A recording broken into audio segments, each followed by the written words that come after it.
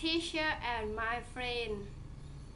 Firstly, little bird fell to the electric wire. They had an argument. After that, the big bird fell to the electric wire and agreed with little bird.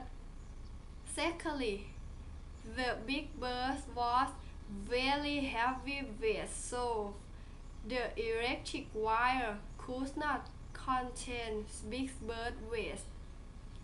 But little bird didn't stop their argument until the electric wire was flashed to the ground.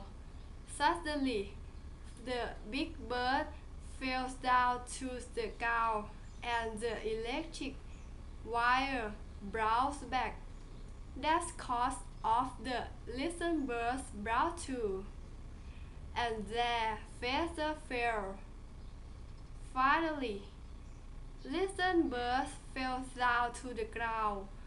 When the big bird saw news, little bird, he has a big laugh. Little birds were very ashamed, so they ran away from the big bird. Thank you.